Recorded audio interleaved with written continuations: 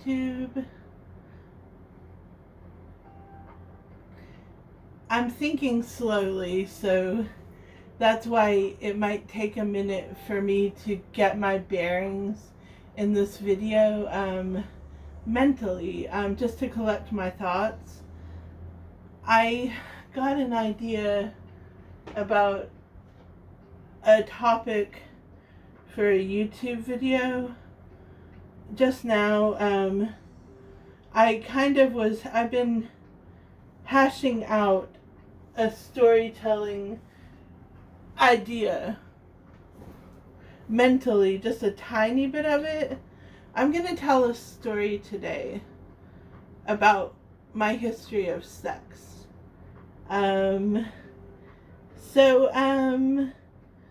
But not really exactly that. The first idea of my thing that I would write about, talk about, sorry, we're not writing, that I would talk about was that I would, why won't this turn on? It was the topic, I was a virgin late in life. But then I kind of decided it might get more clicks if I made it more geared toward reasons not to have sex until 30. I'm going to cover both of those in this video.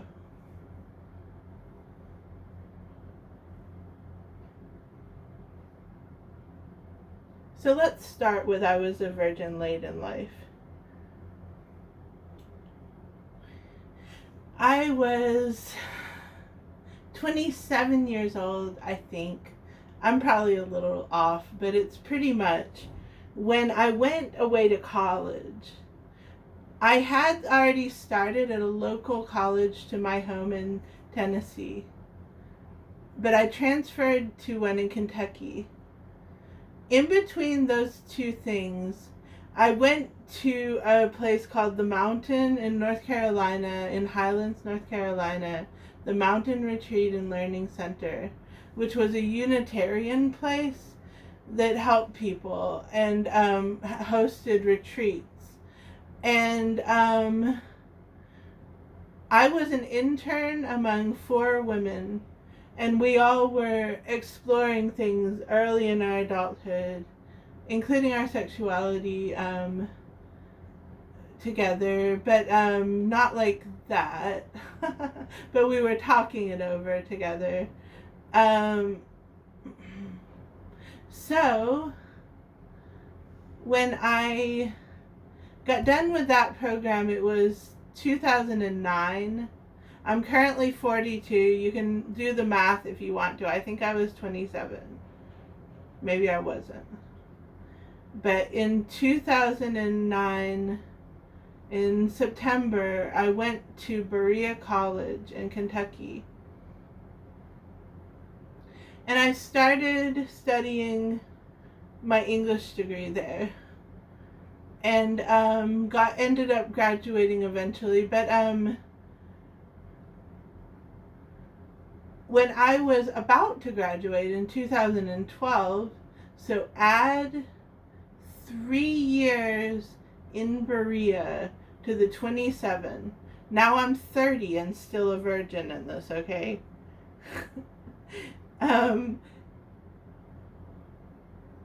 Okay. So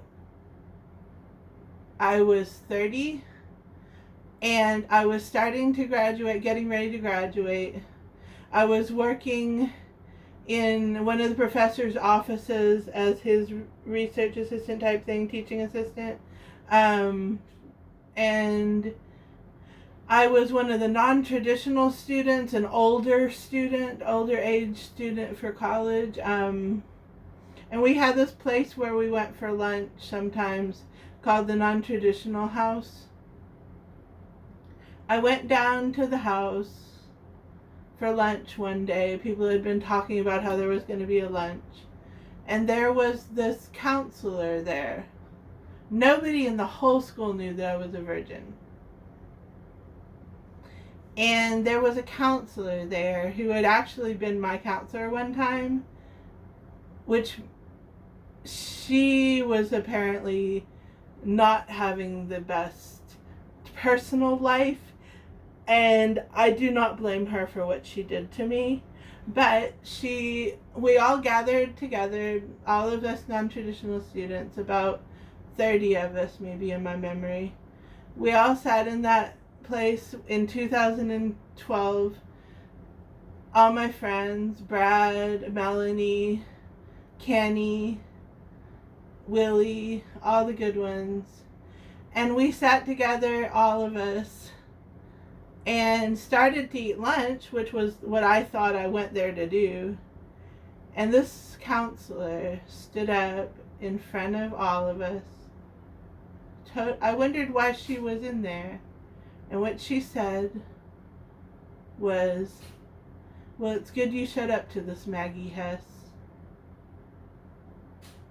But not for the reason you might think. In fact, it's not because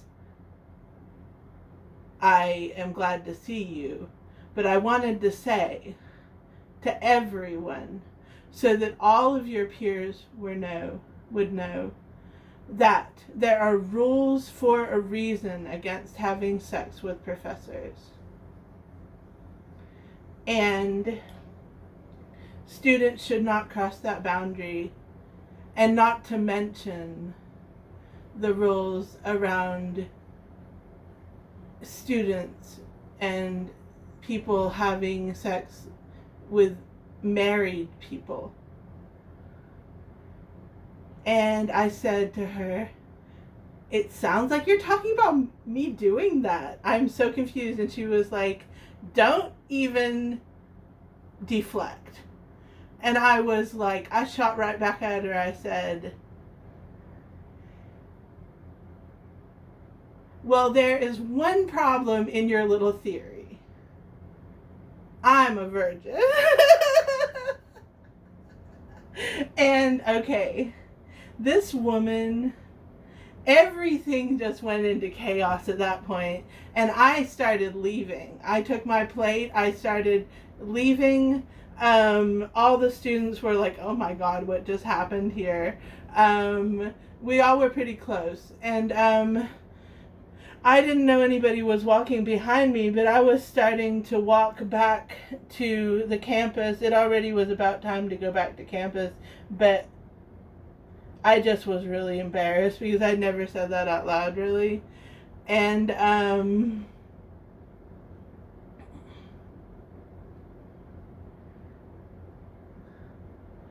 then Kenny is behind me, and he says, Maggie, I can't believe that happened. I was just like, well, you probably don't even believe I'm telling the truth, do you? And he was like, oh, I know you wouldn't have said that if you weren't telling the truth. And he believed me. But then Brad walked up, and he was walking really fast, and he went in front of us.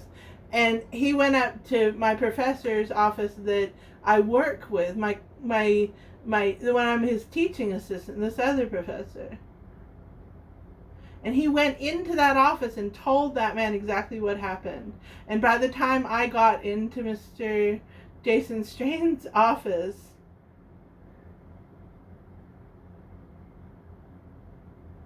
he knew it. And he was like, well, you could have told me. And I was like, what are you talking about? And I was like, oh my goodness, somehow that word already got back to you from down there, all the way down there.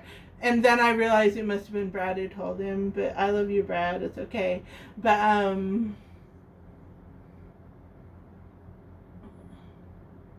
anyway, that's just the beginning of a story about I was a virgin late in life. So that kind of sets the scene. So then I graduate and I go back to my hometown of Tennessee, in Tennessee. And honestly, something has been triggered in me, this feeling of I am too old for this crap. And I'm too old to be a virgin. I'm too old to be a virgin. Why am I like this? Why am I different? What is it that is wrong with me? Or is something wrong with me? And like, so I go to therapy, I find this random guy somewhere and like kiss him. That sends me to tears because I really like him, but I can't really figure out how to mentally figure it all out, and so I like walk right away from that. And like then I kind of have a couple flings where I am no longer a virgin. So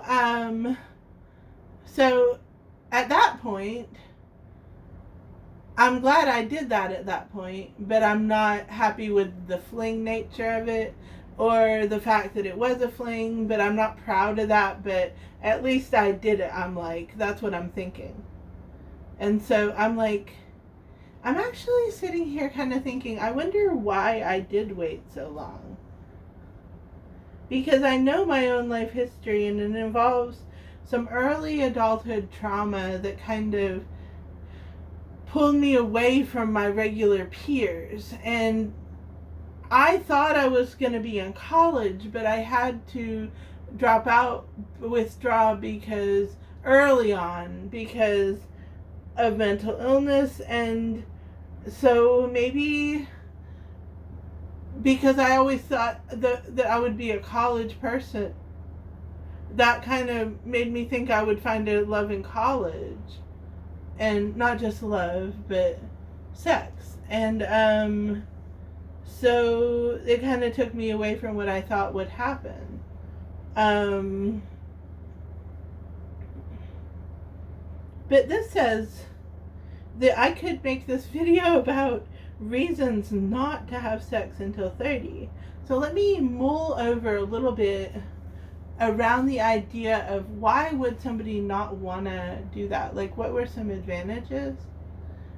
I guess one big one would be for people other than me, like who were doing it intentionally, that it gives you the whole beginning part of your life to focus on something else.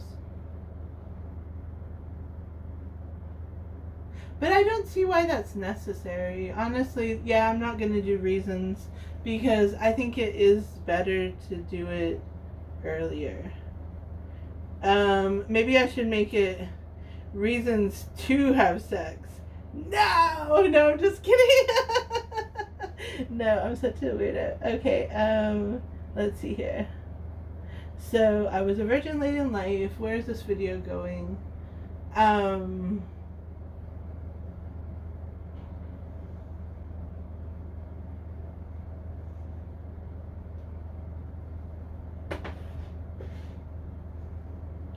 a Quaker.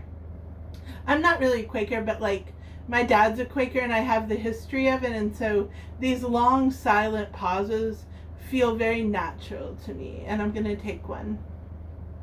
Quakers, well, not yet, but like Quakers, we revel in the silence. It's good for our spirituality and our minds. Gives you a contemplative moment to think in.